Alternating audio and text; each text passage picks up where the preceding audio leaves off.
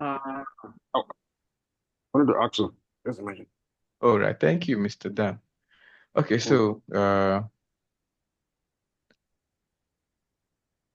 good thing is we've not gotten into hands-on. Okay. Do you have any questions so far before we move on? The next thing we want to do is we want to discuss what makes up the Kubernetes cluster. But do you have any question before we go on? I think you You're not, you're start not, from the you're not, beginning because of those of us that want to watch again. You said? Uh, just a minor question I here, said, I but think you should start from the beginning All right, let's do because of that. those of us that would like to watch again. Yeah. that's a minor Thank minor you. question here. Mm. What's the question? Go ahead. No, the diagram you put up before us, though you were the young man there that is a developer. I was still supposed to be a DevOps guy, DevOps engineer.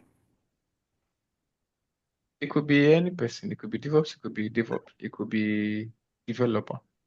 Developer as well. Yeah. Okay. Oh, okay. But basically, it's always DevOps. I'm saying I'm supposed to say DevOps Most there. of, Okay. most of the time, it's always DevOps because they are DevOps. the one that releases the app.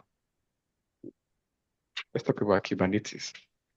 Okay. Let's say you have a fintech app, and within this app, there are many services apart from the primary service of you being able to transfer money to friends and families. Okay.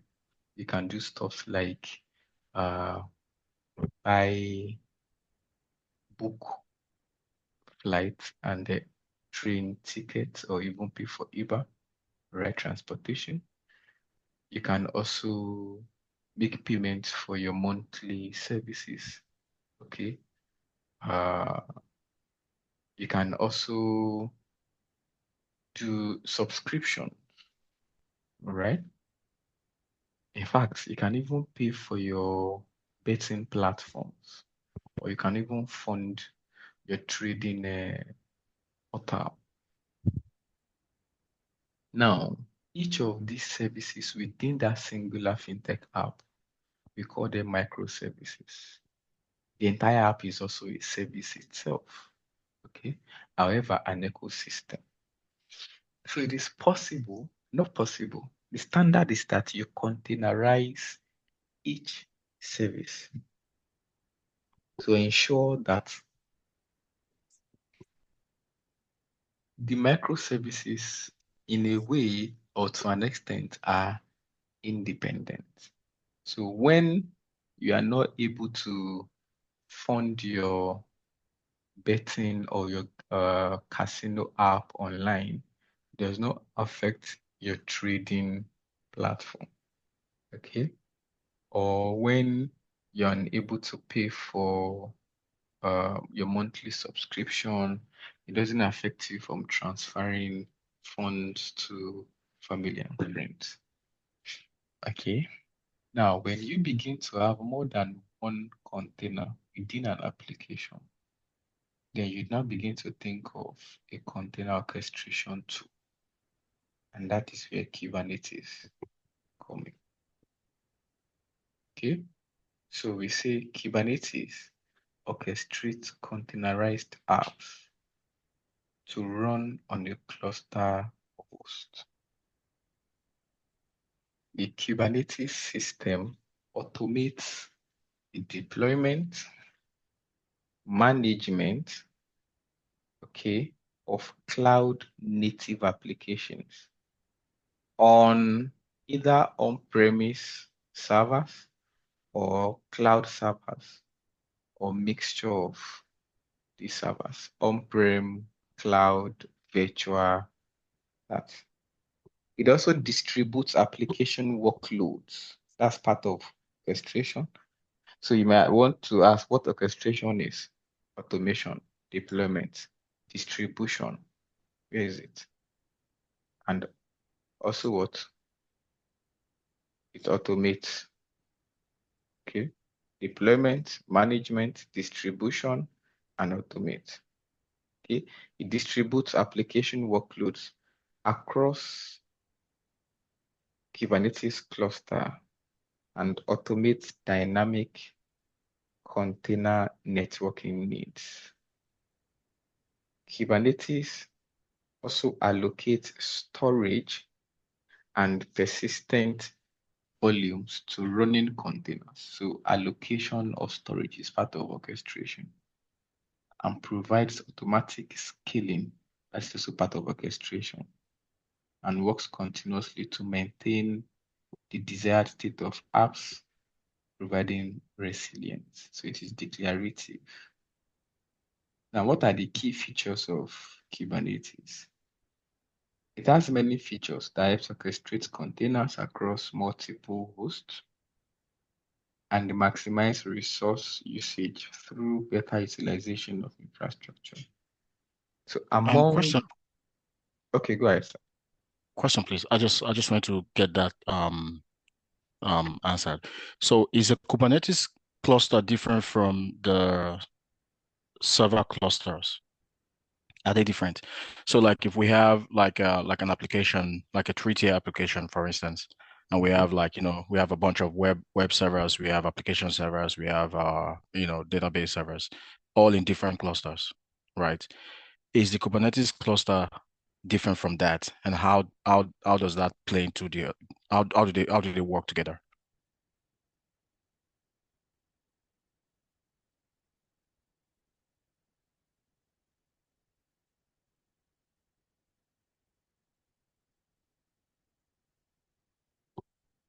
You're on mute. I can't hear you. All right, so if you have not installed Kubernetes on them, then they are Okay. not Kubernetes cluster. No, what I was asking is when you say Kubernetes cluster, is that any different from our server clusters? Yes. What are your servers doing? Okay. Well, the application, the web servers is the presentation layer, right? That delivers the UI and every other thing to the end user, right? The So application is basically, actually your web. Kubernetes cluster are your production servers. Okay. So far we have about 3 servers consistent or 2. Mm-hmm. Yeah. Workstation, Mm-hmm. right? Staging, and okay. then one of the And more kind of recently we introduced SonarQube and JFrog. JFrog on one server.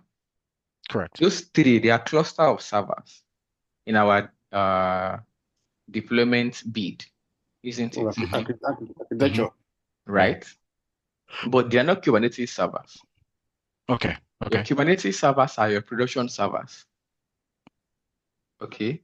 That's Remember when we wanted to deploy with Ansible, I asked you Mhm. to spin up how many servers? 4 servers. 4 servers, yes, All correct. different distros of Linux on them, right? Yeah. Those are clusters of production servers, but they are not Kubernetes servers because you did not install Kubernetes. Neither did you initiate KubeADM on them. Okay. So if you install, will you have to install Kubernetes on each and every one of those servers? So for your servers that you will use for deployment as your production servers, and if you Okay. decide to use Kubernetes for deployment, then you have to install Kubernetes on them. Okay. Okay. But mind you, your workstation server cannot double as a production server. So you cannot install on workstation. Neither can you install on your staging. Because each of these servers have their own responsibilities within your product release. Are we together? Yeah. All right. So for Kubernetes, we're going to do what is here. Okay. 3 servers, which are going to be our production servers. Okay.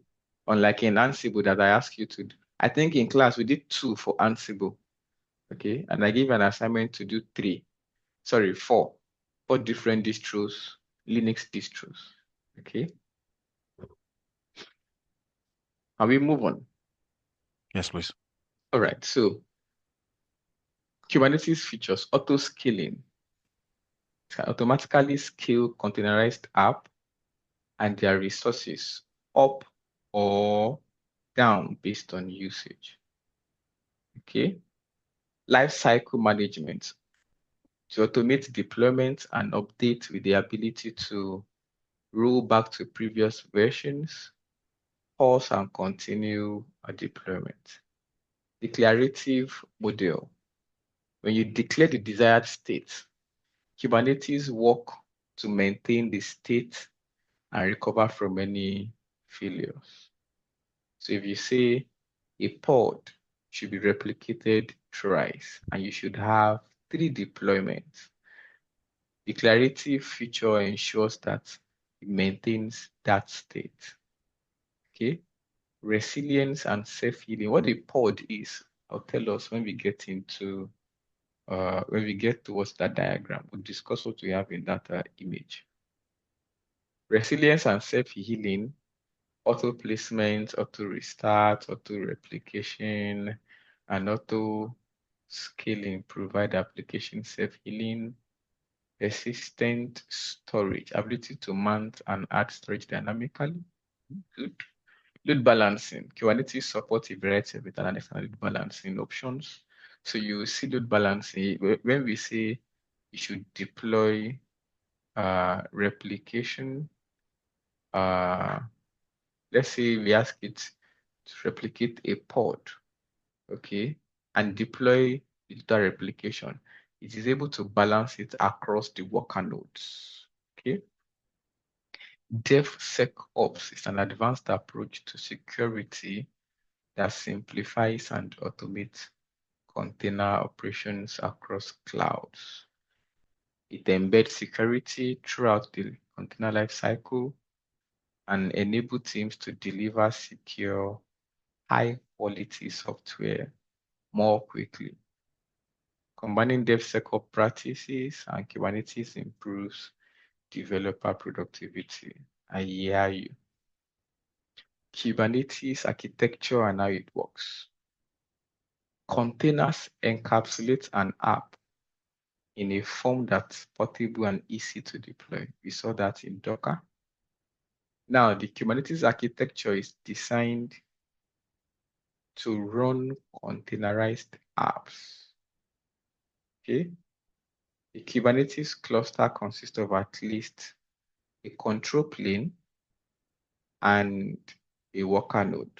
So to have a cluster, on the minimum, you need 2 nodes, one master and one worker. Okay. And the control plane has 2 responsibilities. And we will explain here. The green rectangle is the control plane. It's also called the master node, while the 2 blue are the worker nodes. The DevOps, or whoever is managing things, communicates with the entire cluster through the master node. And the component on the master node that makes that easy is the API server. So it's the API server that exposes the backend of the cluster. Why the Kube proxy exposes the front end to our customers and clients. So you will notice that our customers are accessing our applications from the worker nodes, while we access the backend of the cluster from the master node. And it's the API server that helps us to do that. So the Kubernetes master, okay, helps the developer or the DevOps to access the entire cluster, and it also manages the remaining worker nodes within the cluster. Okay, it exposes the Kubernetes API through API server and manages the node that make up the cluster. The control plane makes decisions about cluster management and detects and responds to cluster events. So let's talk about a cluster. Set of nodes that run containerized apps. Okay, containerizing application packages and app. You already know that one from Docker. They are more lightweight and flexible than virtual machines. You know that already as well. Kubernetes cluster allows for application to be more easily developed, moved about, and managed. Cluster allow containers to run across multiple machines and environments. Could be virtual, could be physical, could be cloud-based, and on-prem. Kubernetes containers are not restricted to specific OS, unlike virtual machines. Okay, instead, they are able to share operating systems and run anywhere. Okay, but from experience, Kubernetes works seamless with Unix OS. Kubernetes clusters are comprised of one master node and a number of worker nodes. These nodes can either be, we already know that one, physical or virtual, depending on the cluster. The master node controls the state of the cluster. For instance, decides which applications are running and their corresponding container images. Okay, so within your master node, we have 4 components: the API server, controller manager, scheduler, and etcd. And within each worker node, we have kubelet, CA advisor, kube proxy, and pod. These pods are the containerized app that Kubernetes will pull from a cloud repository like Docker Hub, like Elastic Container Registry, and all of that. Okay, let's talk about the components within the cluster. So looking at the cluster, do you have any question? You see the movement of the arrow? I can see that the etcd is not connected to the API server, just inside the housing of the master plane. No link within there. I was omitted. Yes. The Like the storage unit. etcd basically is for storage. Yeah, storage unit here. Okay. A Kubernetes cluster contains 6 main components. API server, you already know that, exposes a REST interface to all Kubernetes resources, serves as the front end of the control plane. Okay. Scheduler, which is this. What does the scheduler do? It places containers according to resource requirements and metrics. Makes note Does this of, mean that the developer doesn't have direct access to the worker nodes? Or he always has to go through the API yes, server? that's what it means. Look at your developer here. Mm-hmm. You give instruction, your worker nodes within your cluster. You give instruction to the Kubernetes master, okay? Mm-hmm. And then Kubernetes master now determines how that it is passed to the worker nodes. So Yeah, you because do not talk, there's no arrow pointing yes, connecting the developer to master to even from the master to the worker nodes, there is no. there is, look at it. Oh, okay, Kubelet. yeah, that's right. Yeah. Okay. Okay. So scheduler places containers according to resource requirements and metrics. It also makes note of the pods with no assigned node and select nodes for them to run on. So scheduler is the one that places these pods inside the container based on the requirements. Okay. And if there is a pod that is not currently in a node, it ensures it places in a node. Control manager runs controller processes and reconciles the cluster actual state with its desired specifications. Okay. Manager manages controllers such as the node controller, the endpoint controller, the replication. There are many controllers that the controller manager manages. That's why it is called controller manager. Okay. Like the replication controller now is the one in charge of replicating these pods. Okay. These 3 pods here, or these 6 pods, may actually be one application that is replicated 6 times. Okay. You have the endpoint controllers, you have the node controllers as well. Key billets. Okay. There are 3 basic components of Kubernetes: kubelet, kubeadm, and kubectl. So I'm surprised why I put kubelet here if I still have it in this place. But okay, let's talk about it. Kubelet ensures that containers are running in a pod by interacting with the Docker engine, the default program for creating and managing containers. That's the Docker engine. Okay. It takes a set of provided pod specs and ensure that their corresponding containers are fully functional. Kubernetes is the technology that applies, creates, updates, and destroys containers on a Kubernetes node. Okay, as Kubernetes. Kubeproxy manages network connectivity and maintain network rule across nodes. Implement the Kubernetes service concept across every node in a specific cluster. Connection to your user. etc stores all data consistent and highly available Kubernetes backend store. Node is a machine, a server, which could either be physical or virtual, on which Kubernetes is installed. Okay? A node is a worker machine, and this is where containers inside the pods will be launched. So, like I said, what do you have inside your pod?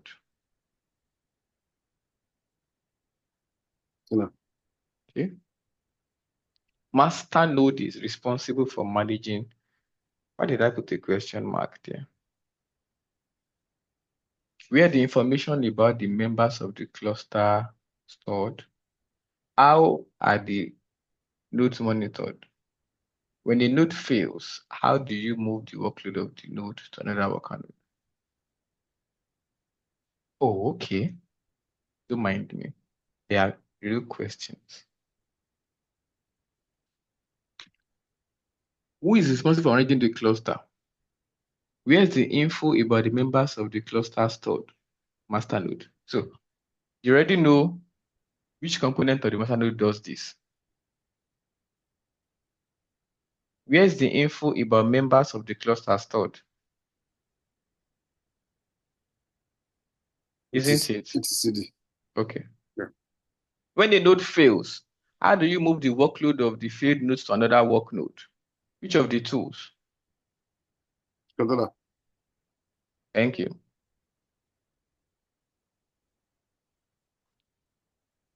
Who is responsible for managing the cluster?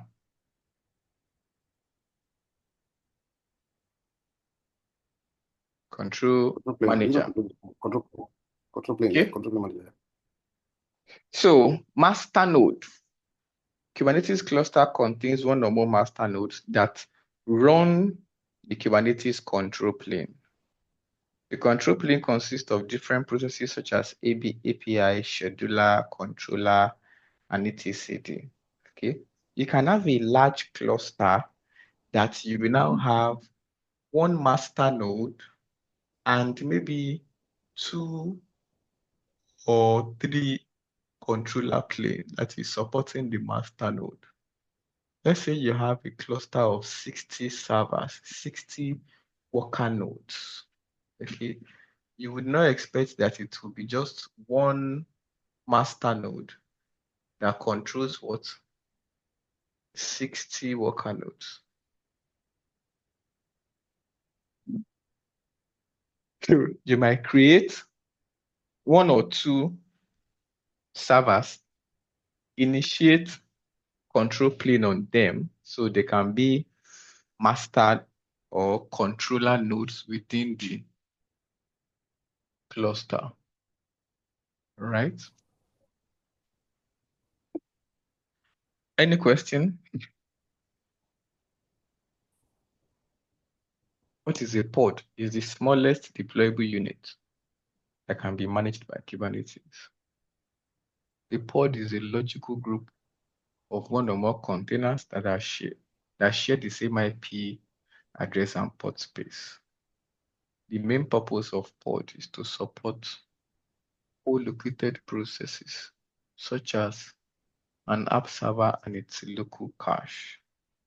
Containers within a pod can find each other via localhost and can also communicate with each other using the standard inter-process communications. In other words, a pod represents a logical host. Pods are not durable. They can be rotten. They will not survive scheduling failures or node failures. If a node where the pod is running dies, the pod is deleted. Okay? It can then be replaced by an identical pod. It's even the same name, but not with the same unique identifier. Three major components of the Kubernetes. The first one is KubeADM. Others call it KubeAdmin, Kube administrator. So KubeADM is a tool that helps you to install and set up a Kubernetes cluster. That's simple as that. So when you have 3 servers and you want to bring the 3 servers together as Kube cluster, all you need to do is on one of the clusters that on the 3 servers you have installed the basic Kubernetes app. Now you now want to make the 3 of them a Kube cluster. On one of the server that you decide is going to be the master node of the cluster, you initiate KubeADM. Okay, so by that, it's going to help you set up minimum viable cluster and to be running. Okay, KubeADM performs action necessary to get a minimum viable cluster up and running. By design, it cares only about bootstrapping, not about provisioning machines. Okay, you see that Kubernetes is not an IAC tool. Likewise, installing various nice-to-have add-ons like the Kubernetes dashboard monitoring solutions and cloud-specific add-ons is not in scope, right? We expect higher level and more tailored to blah, blah, blah. Using KubeADM as the basis of all deployment will make it easier to create conform and cluster. That's cool. The next component is kubectl, which is the command line interface tool for working with Kubernetes cluster. kubectl is the primary means by which a developer can interact with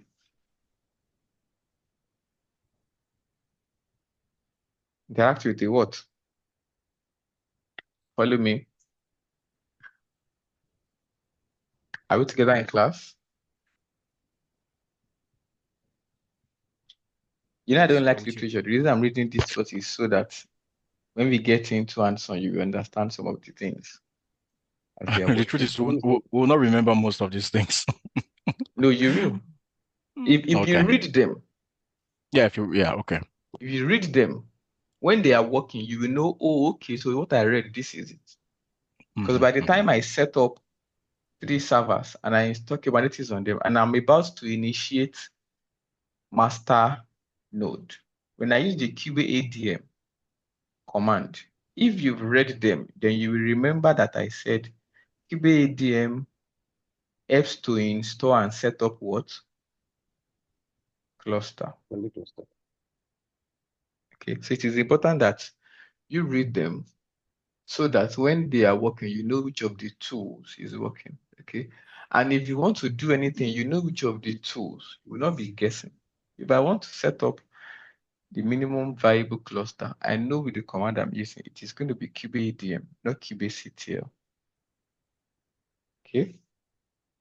So kubectl is the primary means by which a developer can interact with Kubernetes cluster. For example, if you want to get the basic info about the nodes in the cluster, you type the command.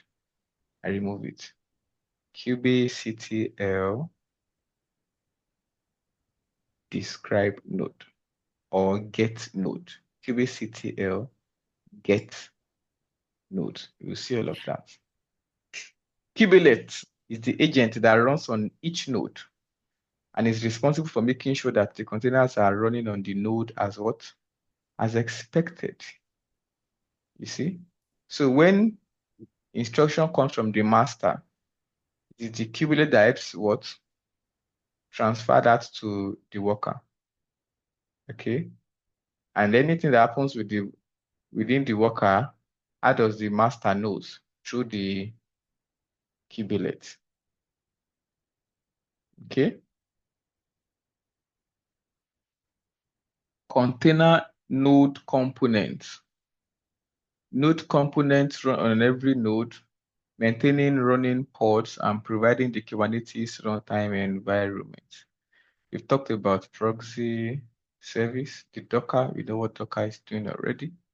Container runtime is the learning software that is used to run containers. In our cases, it happens to be, okay, Docker CRI. Okay. So, gentlemen, let's get into hands-on. But before we go, do you have any question?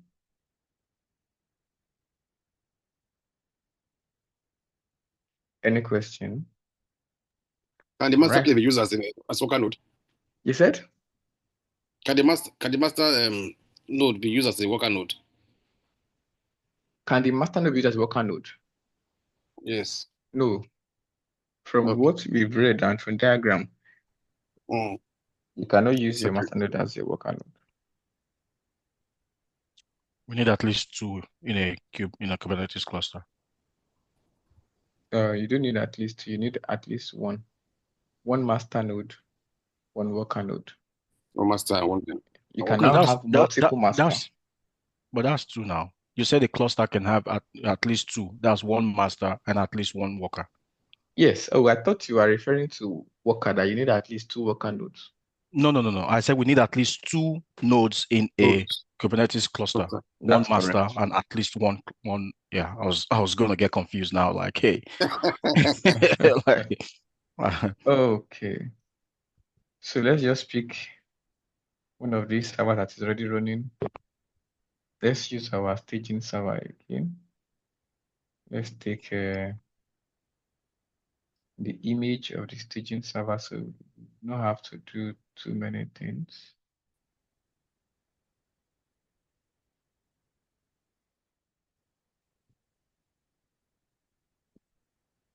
Or let's just start all from afresh so we can use the opportunity to learn again.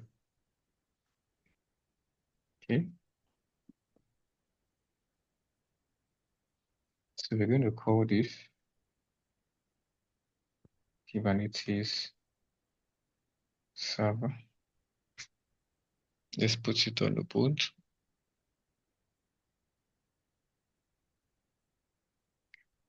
Boot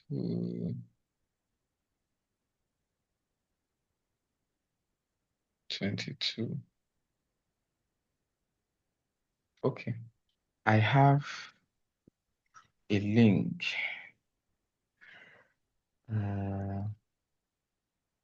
Which will show us how to set up a basic .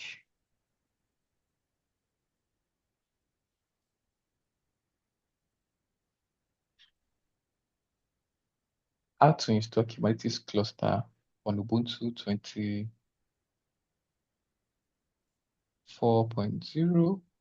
Okay, it works for 24, it works for 22 as well. Okay, can you see my browser? Yes, we can. Oh, what I want to show you first is the prerequisites. Okay, before diving into installation, ensure that your environment meets the following: an Ubuntu 24, but we are using Ubuntu 22. Privileged access to the system, either root or sudo user. Active internet connection. 2 gig RAM or more. 2 CPUs. Okay, and what? 20 gig of free disk. You copy that. So here now, we are selecting instance type. We have to select an instance type that has a specification. 2 gig RAM, 2 virtual CPUs. Okay, so what's our T2 medium? 2 virtual CPU, 4 gig RAM. So this is a suitable one as well. Okay, that's one. Then our keep here will maintain this. Okay, let's put it in our own VPC. Within a public subnet. Okay. Now for you to set up Kubernetes, there are some specific firewall ports you have to open on their firewall. I'm not sure if this guy have it. It doesn't. So let me go. Okay. Required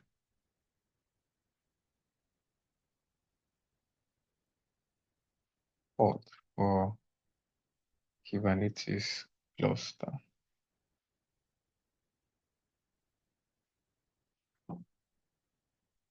Ports and protocols. Kubernetes.io. Let's come here.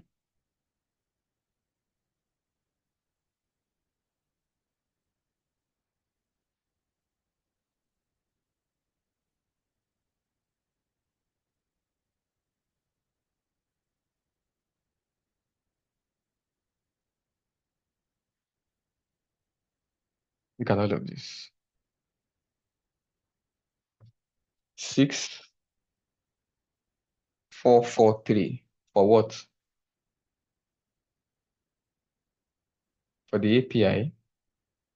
2379 to 2380 for the etcd. Are you seeing that? Then 10250 for the API. This is specifically for control plane, but this API is for what? All the nodes. Then 10259 for scheduler, 10257 control manager.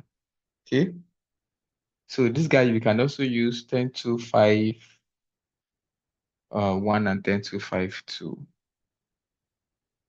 Okay, this is for control plane. Look for worker nodes.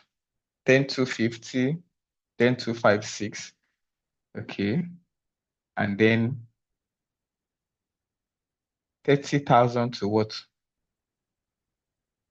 32,767 for your node port. So within this range, how many ports do you have? 2,767. So you must enable all of these ports on your what? Suitable. So let's go.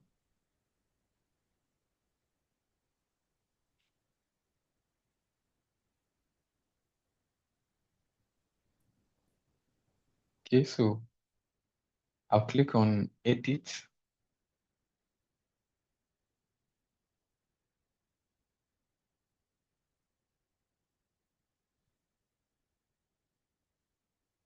this.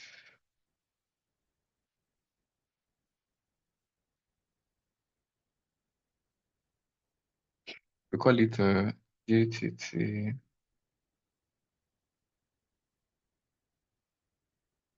Okay. I want to call it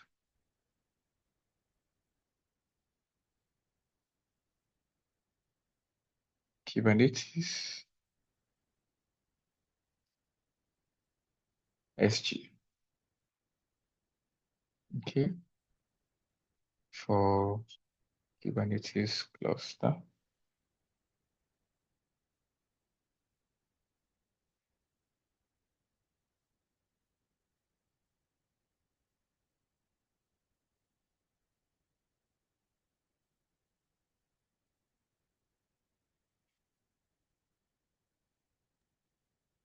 So is this the master node server you're creating? You're creating first. No, just a normal node. Okay. Just As a far as the order normal. as far as the order of creation, does it matter what you create first? You will create. So you will have a benchmark Kubernetes server.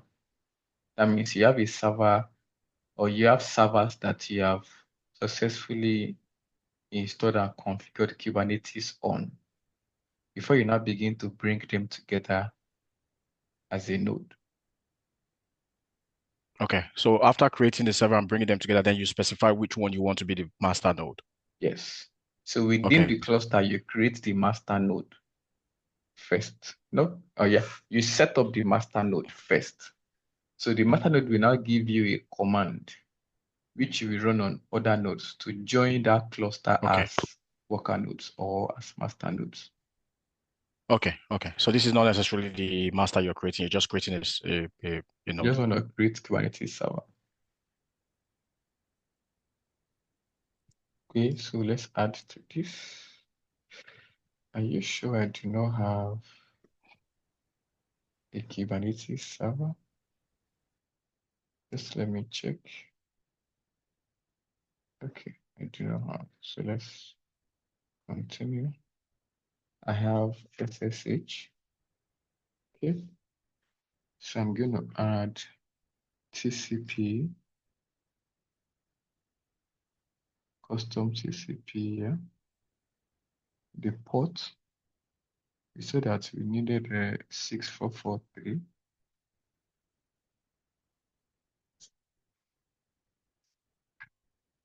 From anywhere. And then that's going to be API. It's going to be used by API 7. Okay. Let us add security group. Custom again. Let's add 2379 to 2380.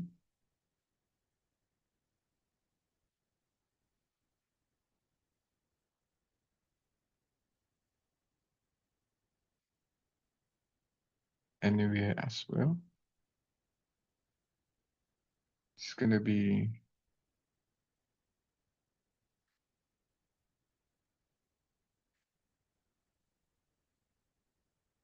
this. The description is optional. You can choose not to put it. Let's add this as well. 30,000 to 32,767.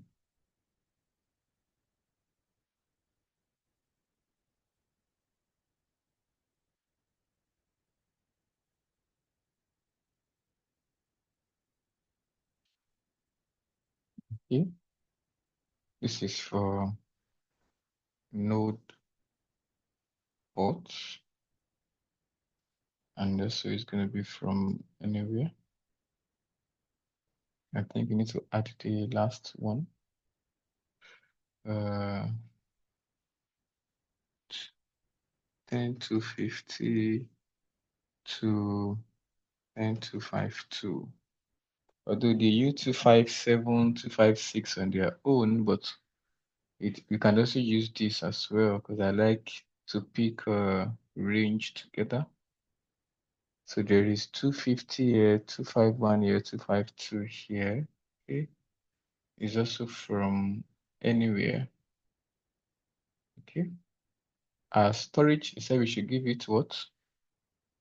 20? Is it 20 or 40? It's 20. Okay. I think we've done well. I need 3 servers. I would have launched 3 of these. Okay. But it means that I will now have to do what I want to do on the 3. So what we'll do is we'll launch 1 server, configure Kubernetes on that one, then take image of that one and use it to create the remaining 2. Okay. Go to that way.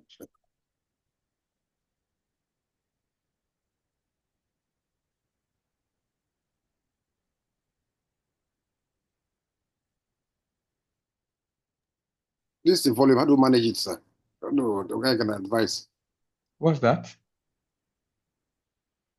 I mean the volume for this because we have a limit as a 50 years. The limit is 30 gig. Yes. And I have three servers tied down now with almost equivalent value of that 30 gig. I don't know. No, for me, I've not used any of my servers beyond 30. Yes. Okay, you're okay. You're okay. I think about my own case now. No, somebody Okay. stop them. I don't know whether it gets charged, whether it's told has stopped. The volume are tied down there. So just 10 be gig, 10 gig. 25 gig for your servers instead For of each of using them. 40 gig. That's what I've been doing. There's no server that I have that has been up to 30 gig. I'm not sure there's Even me any. too. Even me too. I made a combination. Oh, You okay. can have at the time is 30, yeah, a combination of 30 you can have at the time.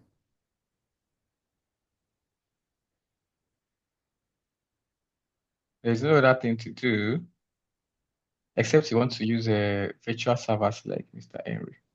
Don't worry, the charge is minimum anyway. I'll manage. Okay, so I'm trying to get my Themius. I thought I have it running. Just let me get it up so we can begin to do installations on it.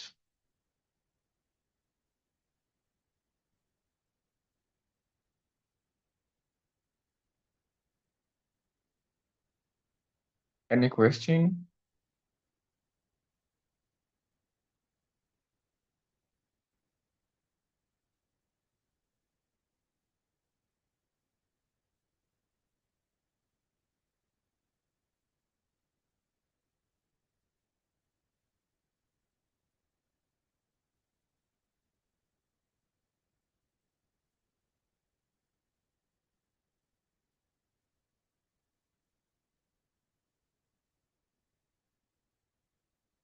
Okay, I'm still waiting for Themius to come up. So let's Did give you it add this a... SSH to this one at port 22? Or don't need it? Say that again. I'm asking if you don't need to add port SSH 42 to this security group now, created now. Is it part of it? I did. Okay. Can you see it here? Oh, okay, fine. Okay, fine. If I didn't add put it, I would not be able to SSH into it. I know that, yes. It's okay.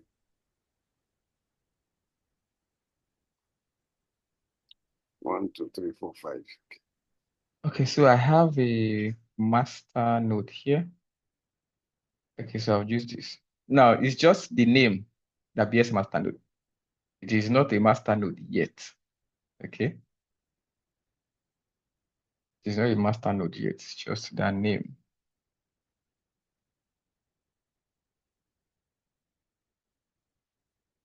Okay, connect.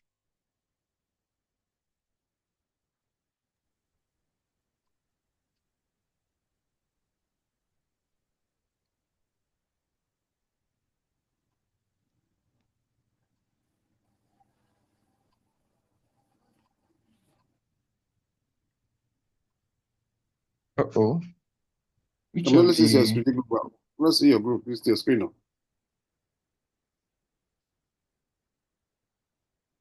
Oh, you can't see my Themios? I'm seeing your no. I'm seeing only the security group you created now that are here. Can you see my Themios now? Can everybody Oh see my yes, it's up. Themios? Up now. It's up. It's up now. Okay. So sudo password Ubuntu.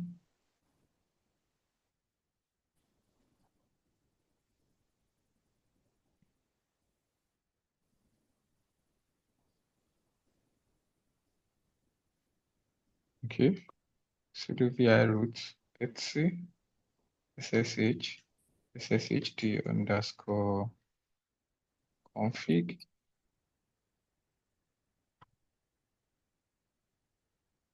Okay.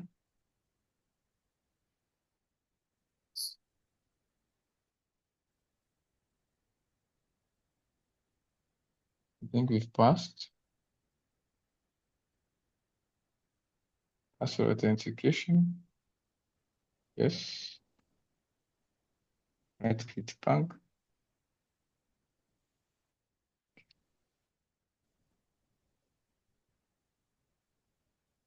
SSHD.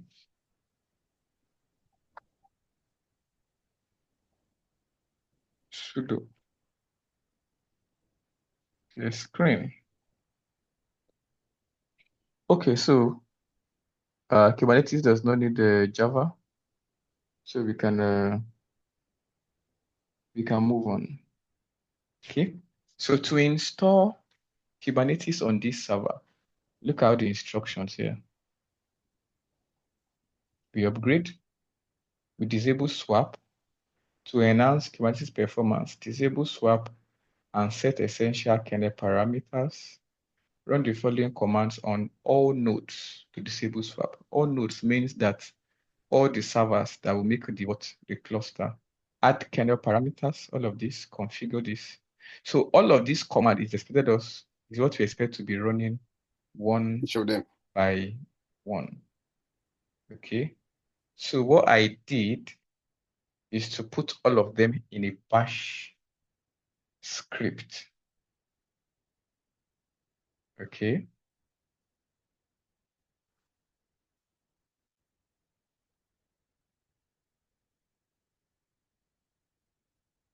Look at it here. Can you see this?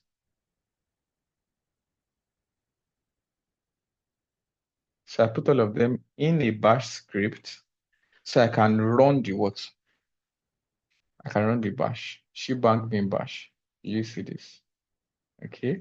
So if you are curious, at your own time, you can look through the bash script and compare what we have on that URL. I also have the URL within the bash script as well. Okay. So I'm trying to get the bash script across to you on the WhatsApp group.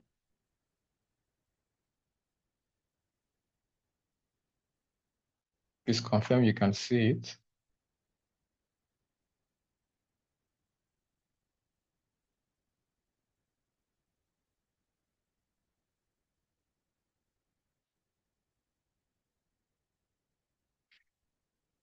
Are we together?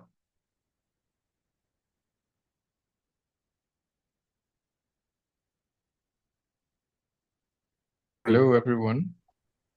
Yeah, I can hear you. Can you hear me? Yes, I can hear you. Yeah, it's live. Can see it now. Can see it. On the WhatsApp group, yeah?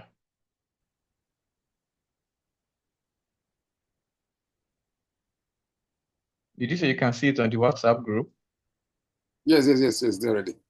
Okay. So we come here and we say vi qb setup dot what sh.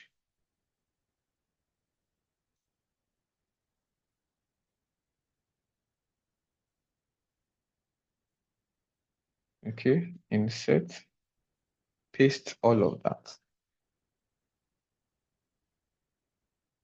Okay.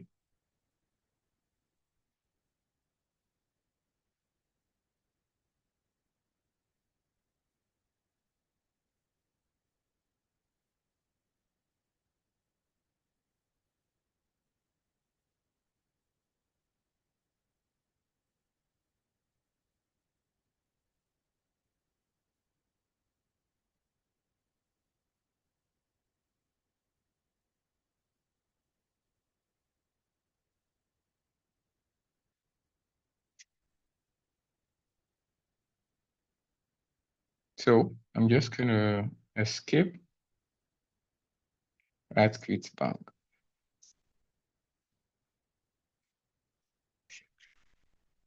So the next thing we do is to what? What do we do to this guy? Filter privilege. All right, so how do we do that? Sudo Chmod. chmod. Chmod. Okay. 700. Okay? What's the number? 755. 7. What's read and write? That's read and write is 6. Read 5. is 4. 5. What? Is it 5 or 6? Read and write is 6. 7, 6, 4. That's 4. what we have here. Okay, 4, yeah. Is anybody lost? We are adding an execute permission to users. So this one becomes Users. read, write, 7. execute. Okay. Yes. We are maintaining what is here, read and write. This is 4 plus what? 2, Plus isn't 2. it? That's 6. Then we are also maintaining the one What for is there? others, which is 4. That's 7, 6, 4. 4. Yeah. Okay. So if we list now, we now have read, write, execute for the user and then the rest. So now we can now run this. What do we say? Sudo bash what? Kubernetes cluster dot setup. Okay. That's run task 0, task 1. I didn't expect all of this. I was supposed to make them null. So let's go for 10 minutes break. I'll leave this here running. By the time we come back, we expect it would have finished. Okay. So let's take 10 minutes break.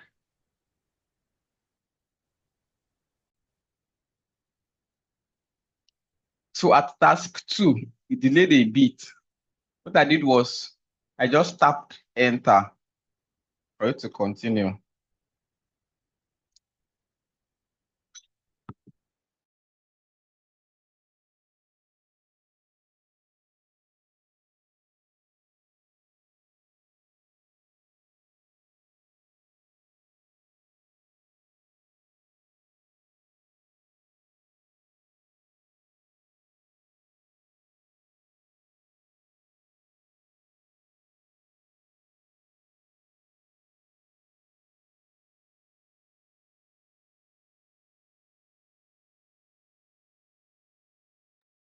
Okay, so now that we have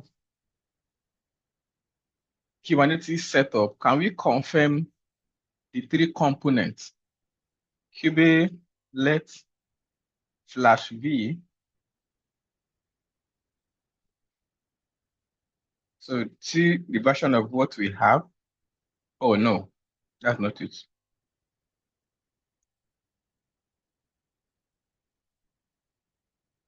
So it says we have version what? 1.28. How about the Kube ADM or none? So let's use a flag V.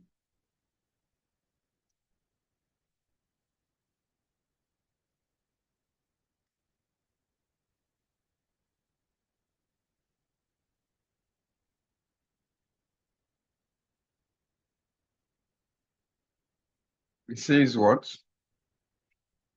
Okay, let's try kubectl.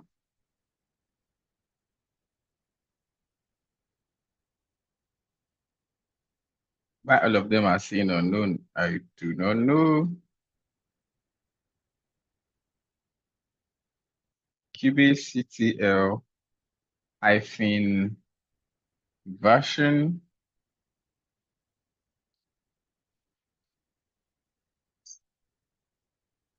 Let's just try ordinary version then.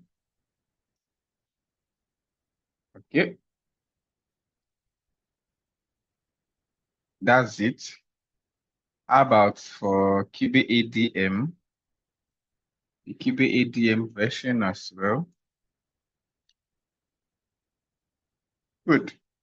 So now that we have installed the minimal Kubernetes, we need 3 of these servers. So So what you do we used to do? use it 3 times. What do you say? You're supposed to use the cube ADM. You use kubectl again instead of ADM. The last one you did now. Give it to me again. Kube what? You use ADM. kubeadm version. Do you see the version of kubeadm we have? Yes, yes. kubectl version. Do you see this? Then Okay. Yeah. kubelet hyphen version. Just to show that the 3 components, kubeadm, kubectl, and kubelet has been what? Been stored, yeah. Okay.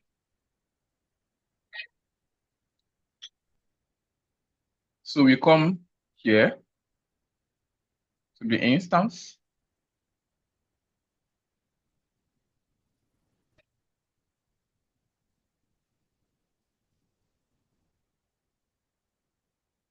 Let's refresh.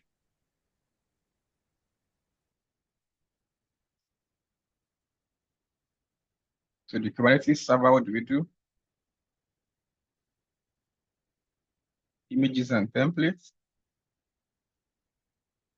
Create image. What do we call it? Stop it first now. I will stop it. No, we don't have to stop it. Oh, can create the image when it's running there. Okay. Great. It will do the stopping for us.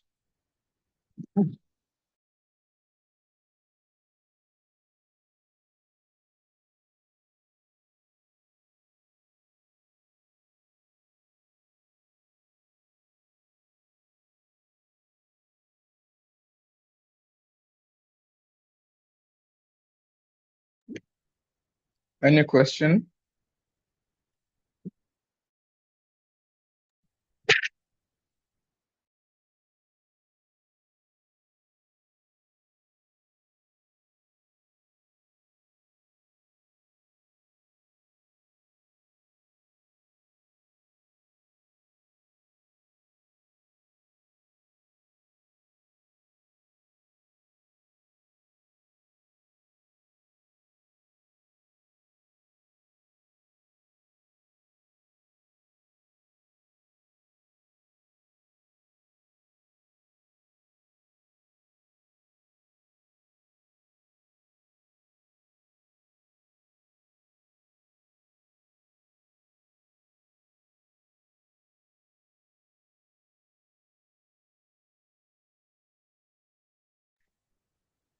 So can we come to AMIs?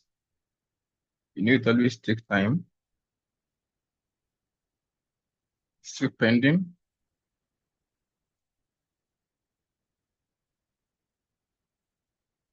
Kubernetes server. No, image.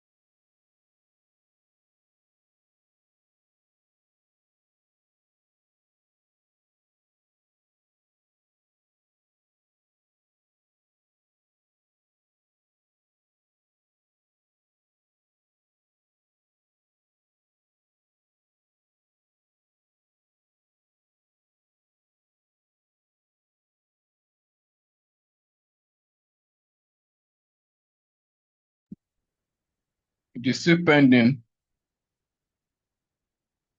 So we'll wait.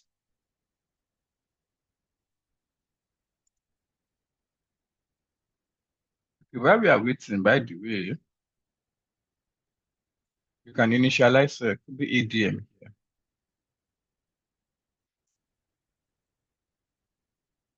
isn't it? So Mr. Henry was asking me if what I was doing initially was trying to set up the master node. And I said no. That the procedure is that you have on all the servers that will make up the cluster, you have minimum Kubernetes installation on all of them. In our case, we want to use 3 servers, 1 master, 1 cluster. So that means we'll launch 3 servers and install and configure Kubernetes on the 3 of them. So to save us stress, I installed 1, okay, and I installed I launched a server, installed and configured Kubernetes on it. Now I want to take an image of that server, and I'll be using the image to create what servers. So this one is available now.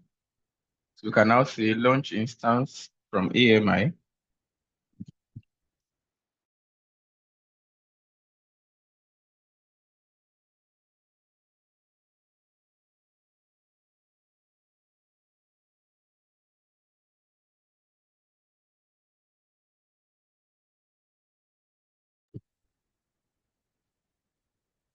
How many do we need? 2 more, right?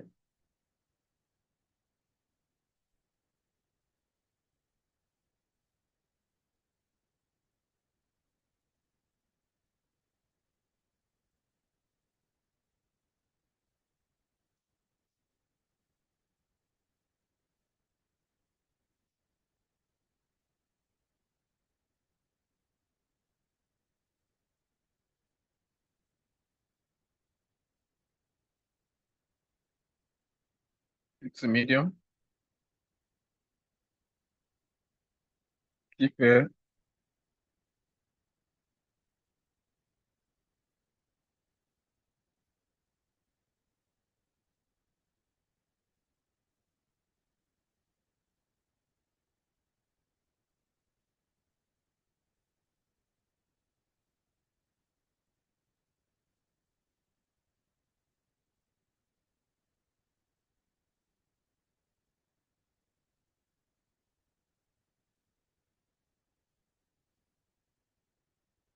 London. We edit this so we could select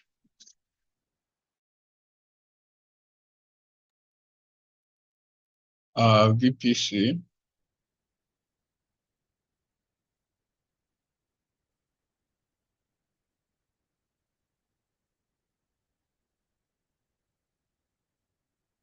This existing security group, and that's our Kubernetes security group.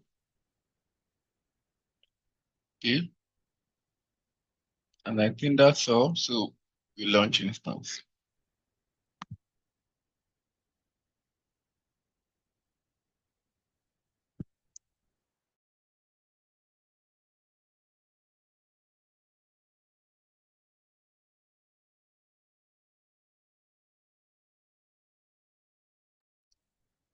Any question?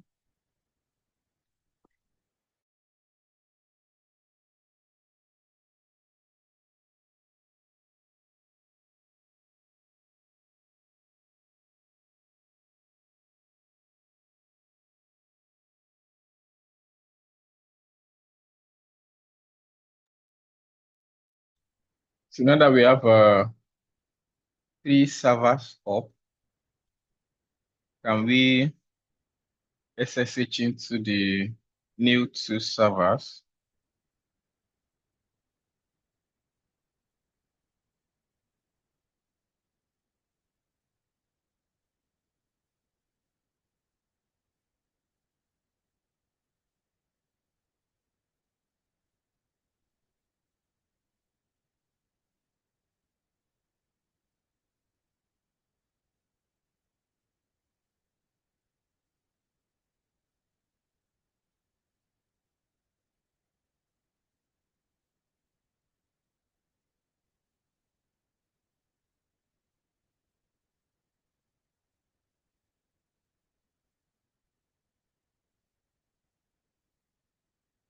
I think let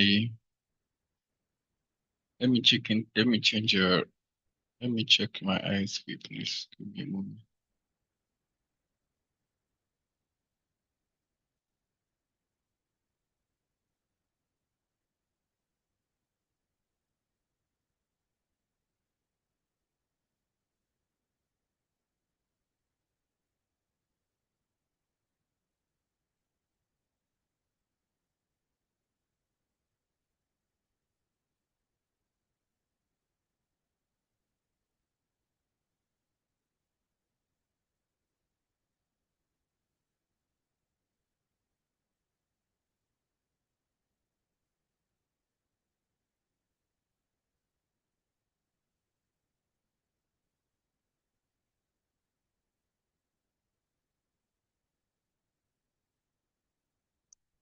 Hello, everyone. Hi, everybody. Yeah, we're with you. Oh, okay.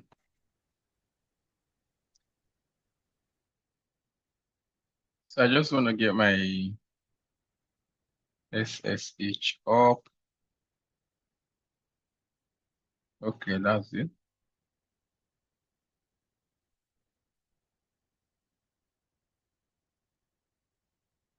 Worker with one.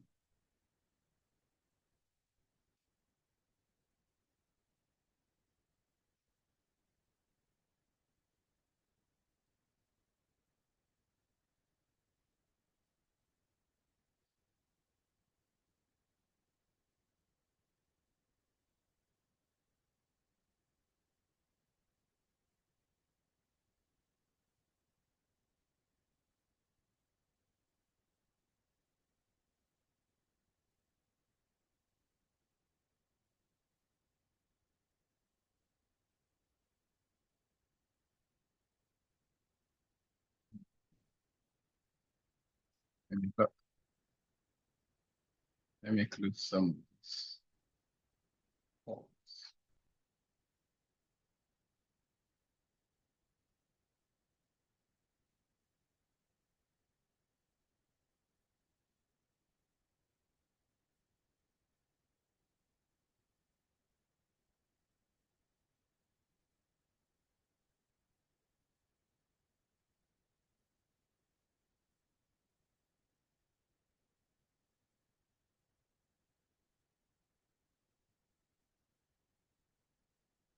My system is hanging. I know I have so many things running in the background, but I just want to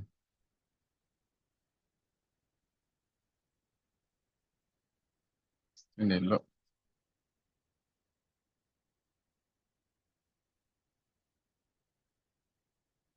Okay.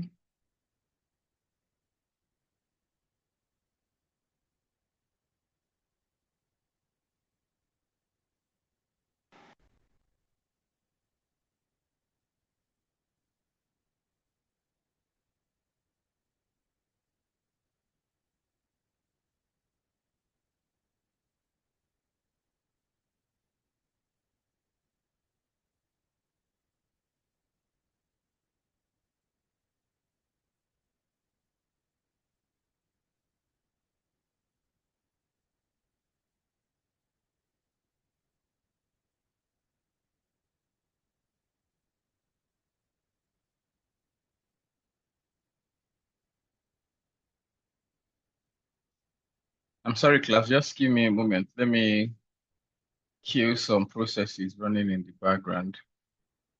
Should have done that before class, actually.